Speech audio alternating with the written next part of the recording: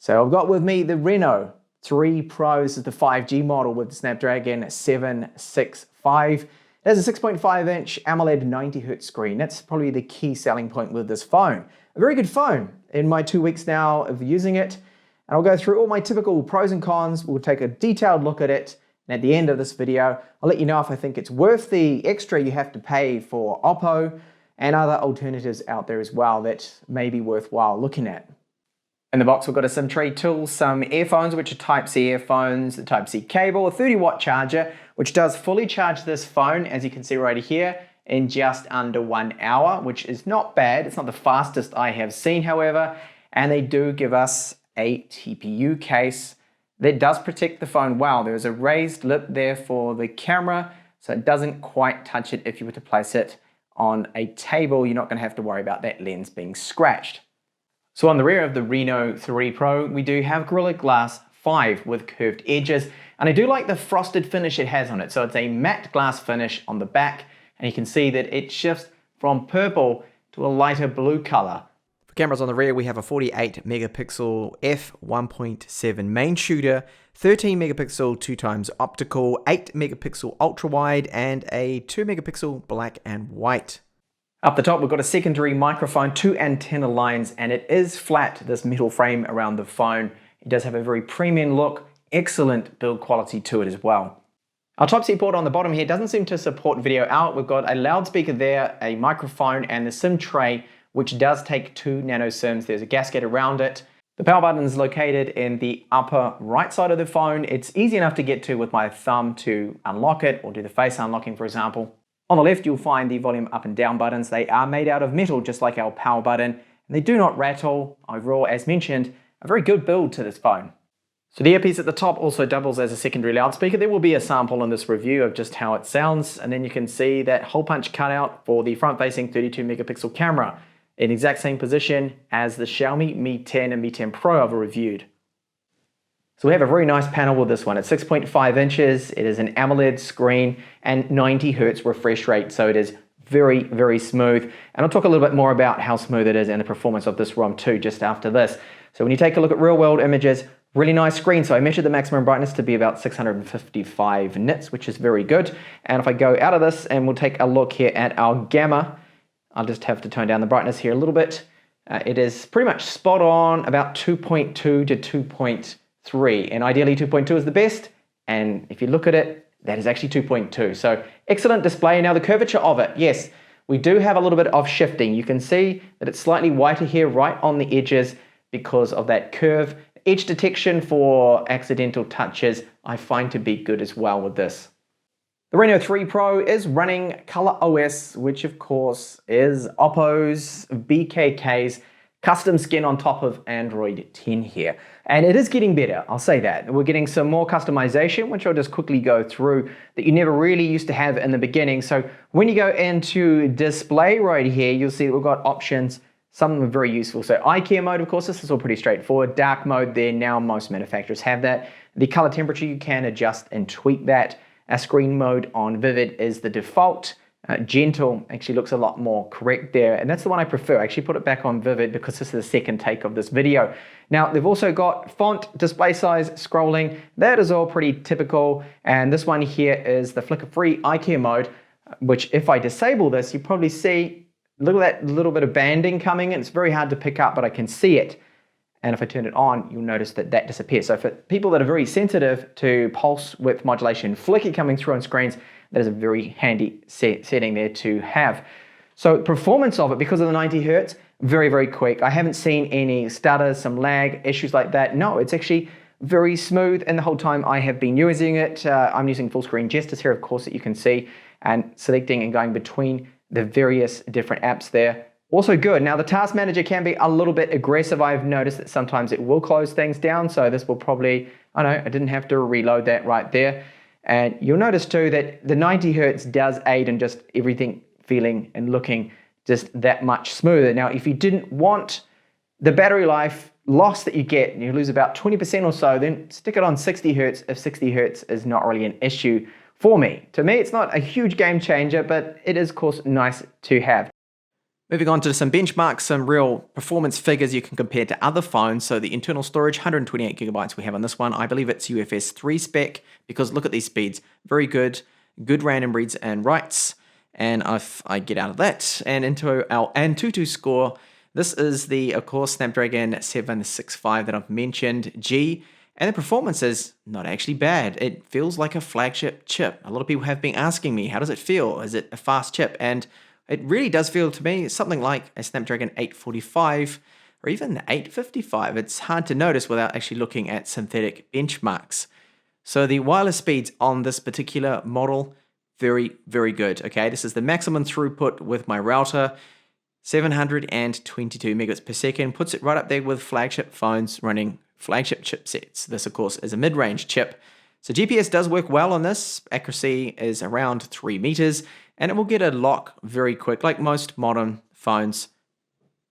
And here we have only a Widevine level 3 cert. So if you want Netflix, Amazon Prime Video in more than standard definition, you're out of luck here with this import version. But if you get the local version, I believe it should have Widevine level 1 cert. Here's our Geekbench 5 score. And then let's take a look at our battery life. So first up was 90 Hertz, and I ran this fixed test so I can gauge it to compare it with other phones. Not a bad result, but not exactly the best either. But that's kind of understandable being the fact that, of course, it's 90 Hertz, so 8 hours and 22 minutes. But if you drop the refresh rate there down then to 60 Hertz, if you don't mind 60 Hertz, then you do get an additional bump in battery life, as you can see here, 9 hours and 9 minutes then. On to audio now. So we don't have a 3.5mm headphone jack, sadly, and that is all too common nowadays. But the quality using an adapter is quite good. No complaints with that. Now, voice calls sound good. I have placed some voice calls on it, no problems. But let's listen now to the loudspeaker. So we have in the earpiece a secondary loudspeaker, very similar to my Samsung Galaxy S10 Plus that you can see right here as well. So I'll first give you a sample of the S10 Plus, which I believe is slightly better.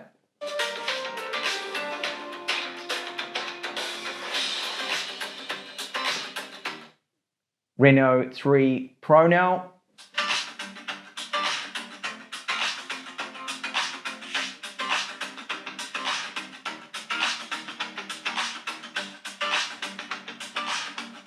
One more time, the S10 Plus.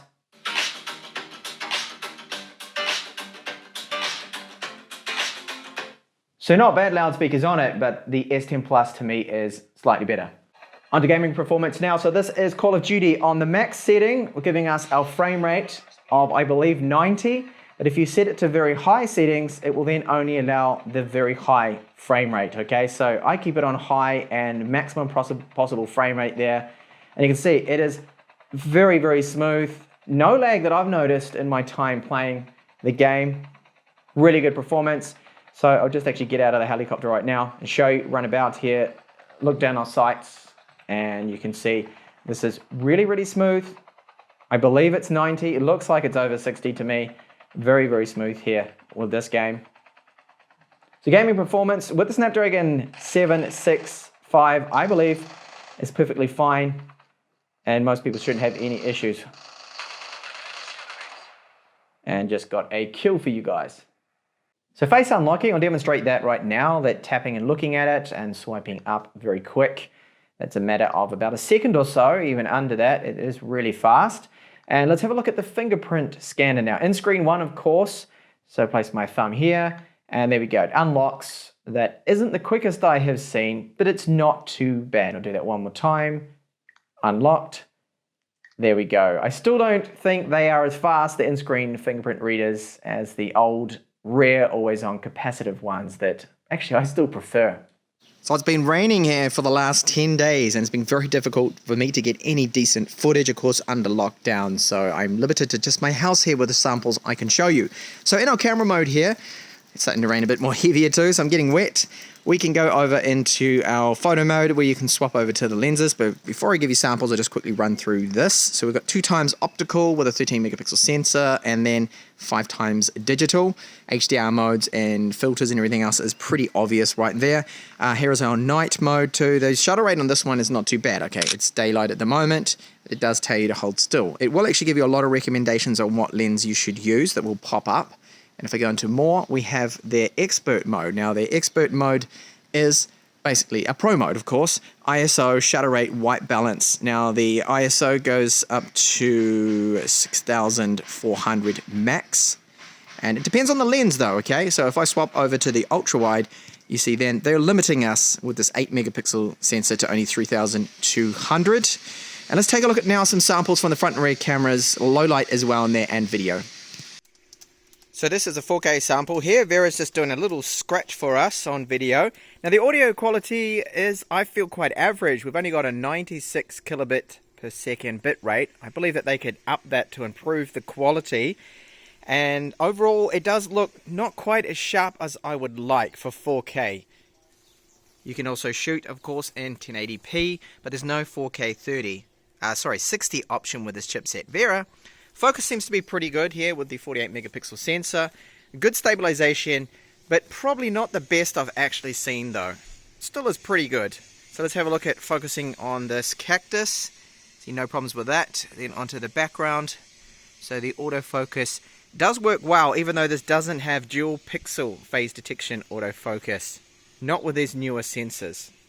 So as I pointed out, we have a super steady mode. So I'm just going to run around my garden here, because I can't go out, but I can at least run around my property right here, and you can see that the super stabilization does a pretty good job. I don't think it's quite as good as Samsung's super steady, but not bad, removing all those shakes and tremors when I am running. I'll just go down some stairs here as well to demonstrate that that is quite stable. There's also this Super Steady Pro mode, and the Pro mode is actually using the ultra-wide 8 megapixel lens. To me, the quality is not as good, and you'll see just how the stabilization is going up the stairs this time. You can see that that isn't too bad. I mean, it is very steady with very aggressive electronic image stabilization. So with the front-facing camera, which is that 32 megapixel one, we do have 1080p video, 30 frames per second. Max, again, the audio to me seems a little bit scratchy. They could improve upon the quality here. It seems they've taken a page from Xiaomi's book here using this lower bit rate. I don't know why they're doing this. Now, it doesn't, to me, seem to have any form of electronic image stabilization, which is another common problem with a lot of the Chinese phones that I review. So you see now as I walk down these stairs, hopefully not trip over, fall flat on my face. That would be good entertainment, wouldn't it? That it is a little bit shaky, so really to get the best kind of vlog footage, front-facing footage out of this, we are going to need a gimbal for this, unfortunately.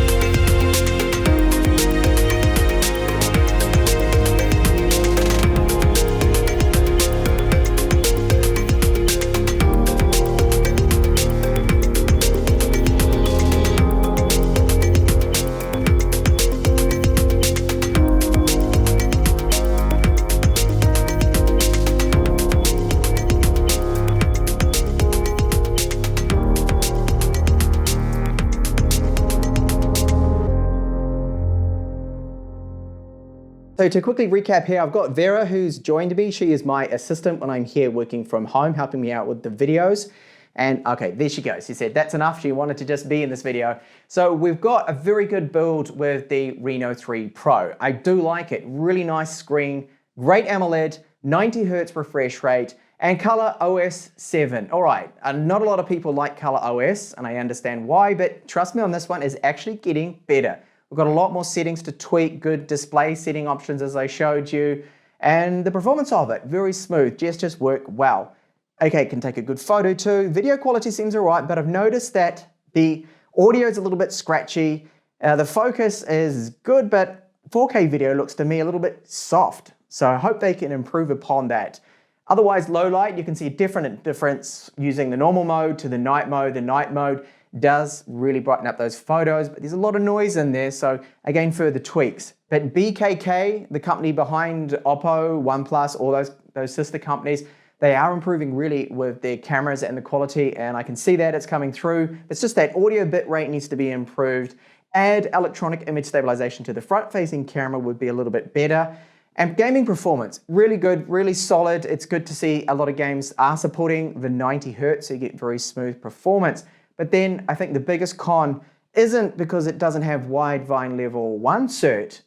You'll probably find that on the global version, but it's actually, for me, the price. I think it's just a little bit too overpriced for what it is, considering you can pick up other Chinese phones that will have the Snapdragon 865 for about the same price, if not even cheaper. We've got the K30 Pro from Redmi, and we've also got the Black Shark 3 is another one that I'm thinking about, the similar kind of price that has a much faster, more potent chipset if that's what you're after.